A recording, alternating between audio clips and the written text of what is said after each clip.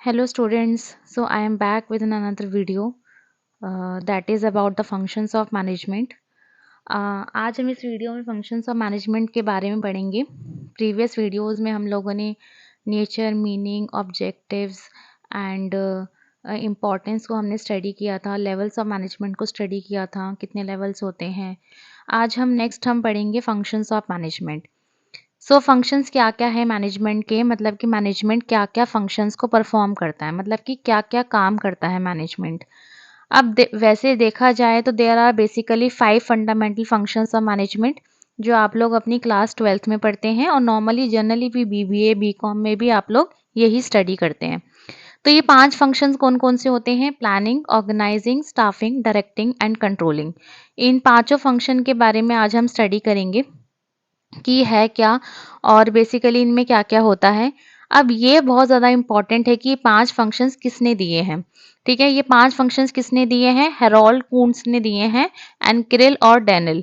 तो ये ध्यान रखना है आपने कि ये 5 फंक्शंस ऑफ मैनेजमेंट किसने दिए हैं?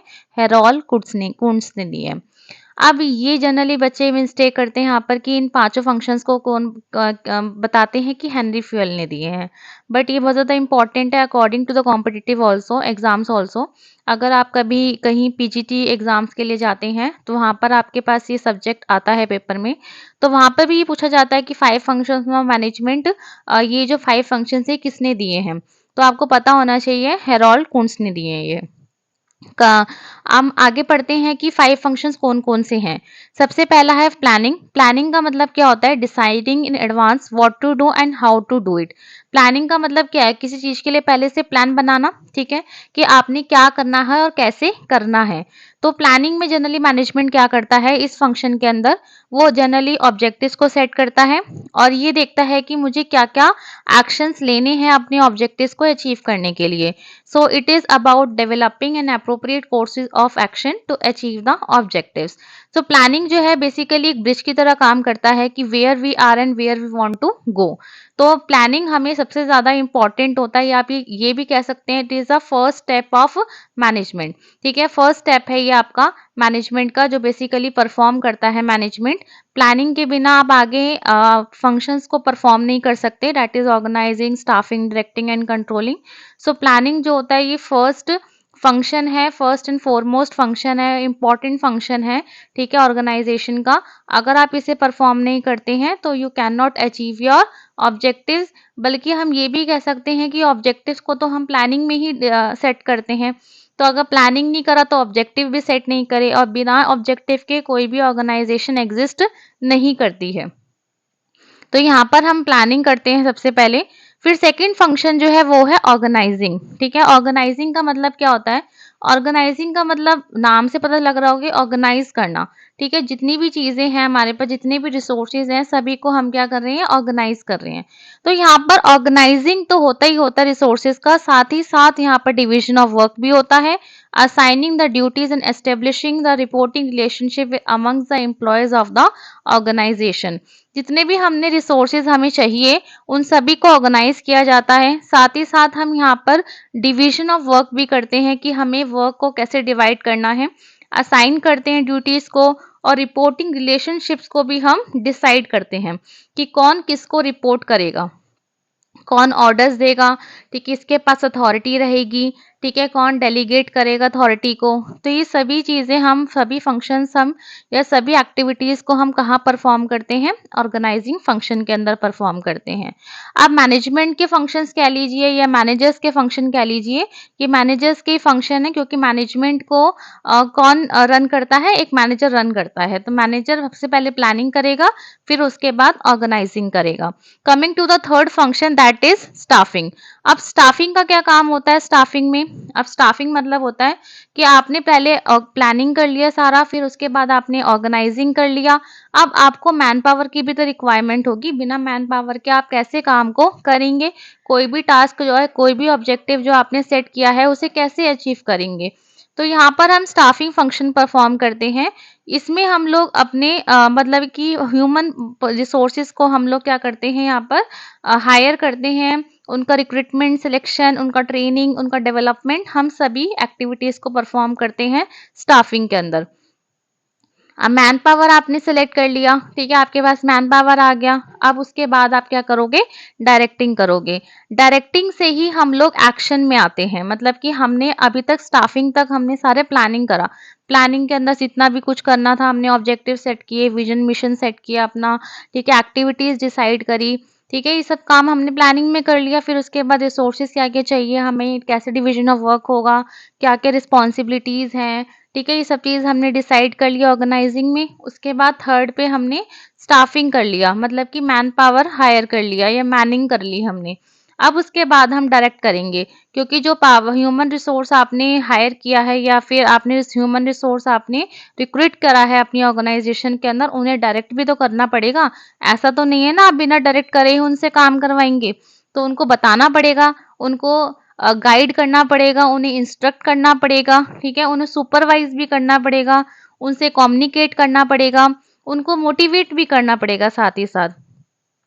तो ये सारे फंक्शंस जो है मैनेजर्स कहाँ परफॉर्म करता है? डायरेक्टिंग में परफॉर्म करता है। So it is instructing, guiding, communicating and inspiring the people to perform better in an organisation. Then next is controlling. Controlling में हम लोग क्या करते हैं कि जो भी काम अब तक हुआ है, ठीक है? उस सारे काम को हम लोग क्या करते हैं? कंपेयर करते हैं कंट्रोलिंग फंक्शन के अंदर विद द एक्चुअल आउटपुट या फिर विद द स्टैंडर्ड आउटपुट और विद द मतलब ये कह सकते हैं कि जो हमने सेट करा है टॉप उसमें प्लानिंग के अंदर जो भी हमने अपना स्टैंडर्ड सेट किया है, उस स्टैंडर्ड को हम कंपेयर करते हैं अपने एक्चुअल आउटपुट से कि अब हमने क्या करा है और हमने क्या सेट किया था। सपोज कीजिए कि मैंने बोला कि मुझे प्रोडक्शन करना है, ठीक है ना? प्रोडक्शन जो है मुझे 20,000 यूनिट्स का करना है। अब टाइमली मुझे मिला, 1 मंथ का टाइम मिला, तो 1 मंथ के अंदर मैंने सेट किया था कि मुझे ये ऑब्जेक्टिव अचीव करना है कि मुझे 20,000 यूनिट्स का प्रोडक्शन करना है, ठीक है? और बेस्ट क्वालिटी का करना है। अब 1 मंथ बीत गया, आपने काम कर लिया उस पे, तो अब आपने देखा 20,000 आपने बना तो ली यूनिट्स लेकिन उसके अंदर अच्छी क्वालिटी नहीं आ पाई या फिर आप ये कह सकते हैं कि उतनी क्वांटिटी का नहीं बन पाया। सपोज़ कीजिए आपने 20,000 यूनिट्स को सोचा था कि मैं बनाऊँगा बट वो 20,000 नहीं बन पाए, वो 19,000 बन पाए, 18,000 बन पाए, ठीक है? तो कुछ भी रीज़न्स की वजह से हो सकता है। तो अब आपने क्या किया, स्टैंडर्ड अपनी जो भी आपने स्टैंडर्ड जो भी आपका इनपुट था उसको आपने एक्चुअल आउटपुट के साथ क्या किया, कंपैरिजन किया। तो standard output and actual output को आप कंपेयर करते हैं और इसमें ये देखते हैं कि कमियाँ कहाँ-कहाँ आपके सामने आ रही हैं। तो उन्हीं कमियों को आपने क्या करना है, उनको आपने नोट डाउन करना है, उनको एनालाइज़ करना है और उनके ऊपर करेक्टिव एक्शंस लेने हैं कि इन फ्यूचर हम ये मिस्टेक्स दोबारा से ना करें। ठीक है? क्योंकि जितनी ज़्यादा मिस्टेक्स होती है उतना ज़्यादा कंपनी को कॉस्ट भी आता है। अब ऐसा नहीं है कि आपने मिस्टेक कर दी तो उसका कुछ भुगतान भी भरना पड़ेगा, हमें वो भुगतान भी भरना पड़ता है। तो इसीलिए यहाँ पर हम कंट्रोलिंग फंक्शन को भी परफ़ॉर्म करते हैं। अब यहाँ पर एक चीज़ समझना ज़रूरी है कि प्लानिंग एंड कंट्रोलिंग जो होते हैं वो एक-दूसरे से रिलेटेड होते हैं। हम ये कह सकते हैं कि प्लानिंग जो है वो कंट्रोलिंग के बिना नहीं होती, ठीक है ना? और कंट्रोलिंग प्लानिंग के बिना नहीं होती। हाउ? प्लानिंग अगर हम करेंगे तो ही तो कंट्रोलिंग कर पाएँगे, क्योंकि प्लानिंग में ही तो हमने स्टैंडर्ड आउटपुट को सेट किया होगा, जिसको हम कंपेयर करेंगे अपने एक्चुअल आउटपुट से। बट हम ये कह रहे हैं सेकंड स्टेटमेंट की अगर कंट्रोलिंग नहीं होगा तो प्लानिंग भी नहीं होगा, ठीक है ना? तो मतलब ये कहना चाह रहे हैं कि अगर हमने प्लानिंग कर लिया, कंट्रोलिंग नहीं किया, तो आप इन फ्यूचर आगे क्या करोगे? प्लानिंग कैसे करोगे फिर? क्योंकि प्लानिंग तो हम पिछली मिस्टेक्स को देख के, सब चीज़ों को एनालाइज़ करके फिर हम अपनी प्लानिंग करते हैं कि हमने पिछली बार क्या मिस्टेक्स करी और हम अब कैसे उसे सही करेंगे। अब नया प्लान बनाते हैं उसके लिए हम लोग, ठीक है? तो यहाँ पर कंट्रोलिंग नहीं होगा तो प्लानिंग भी नहीं होगा। तो हम ये कह सकते हैं planning and controlling both are forward looking and backward looking functions.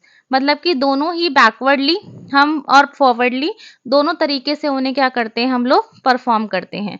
Planning जो है हम पिछला देखते हैं और आगे का भी देखते हैं, ठीक है, और हम कंट्रोलिंग में भी पीछे भी देखते हैं और आगे भी देखते हैं, ठीक है। तो इसलिए प्लानिंग एंड कंट्रोलिंग जो होते हैं ये दोनों ही इंपॉर्टेंट फंक्शंस हैं मैनेजमेंट के और ये दोनों ही आपस में एक दूसरे से इंटर रिलेटेड होते हैं।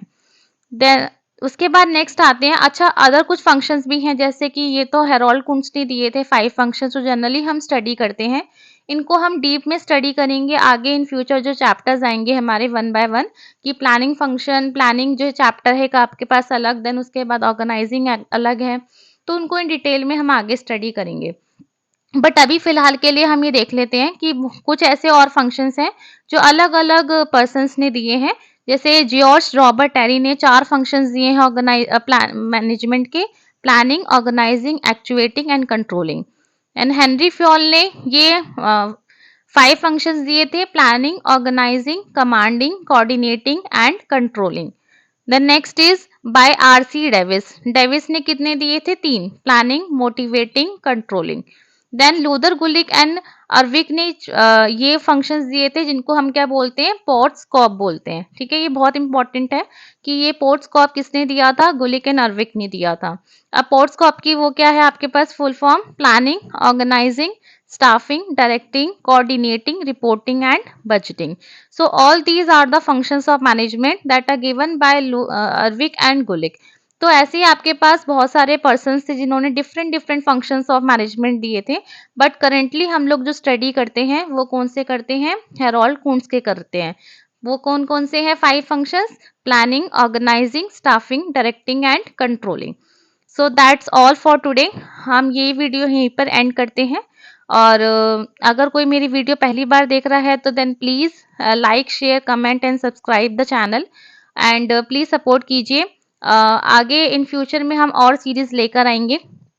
और अगर कोई भी आपको डाउट है या कोई भी कहीं पे भी आपको किसी भी पॉइंट में प्रॉब्लम आती है तो you can comment down and I will try to solve the problem. So thank you for watching.